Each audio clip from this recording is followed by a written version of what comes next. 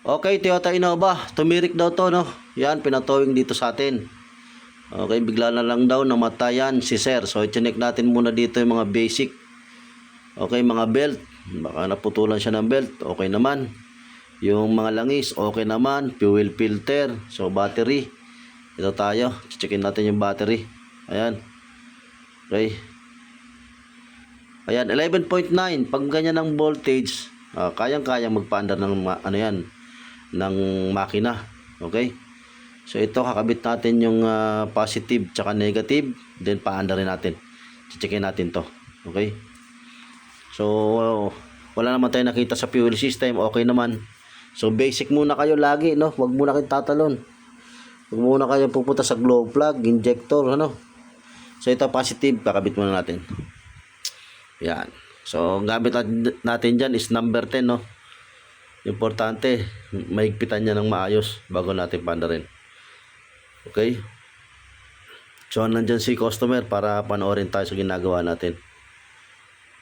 Yan. Unahin nyo lagi yung positive bago yung negative battery. Okay? Sa pagkakabit. Sa pagtatanggal naman, negative muna tsaka positive. Okay? Ganun talaga yung basic niyan. Laging nauuna, laging negative mga bossing, ha. Okay, ito na. So, double check lahat ng higpit. 12, tsaka number 10. Okay. Ayan. Para matesting na natin to. Tumirik to sa ano eh. Malayo din eh. So, di natin sasabihin kung saan. Ayan. Okay. Higpit na. Dito naman tayo sa negative. Yan, negative. Okay, higpit.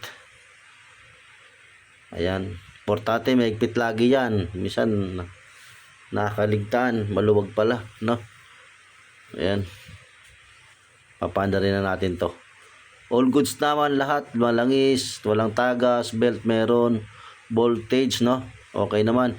11.9, goods na goods yan. Ano? Check ulit natin. Pinakita natin kay customer.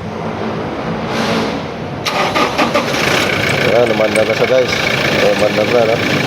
So, wala tayong nakikita ng charging sa kanya. Wala, mababa. Tapos, may okay, tanggalin mo na yung negative. Negative.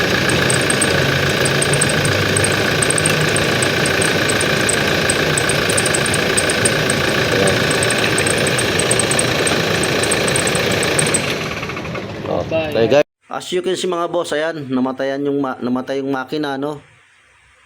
Yan, automatic na yung mga bossing. Ang problema nito alternator kasi walang charging eh. Bumababa pa nga siya, no? Pag mga ganyan alternator na mga Toyota Innova, yon isa sa mga concern niya ng Toyota, no? Okay, thank you very much bossing.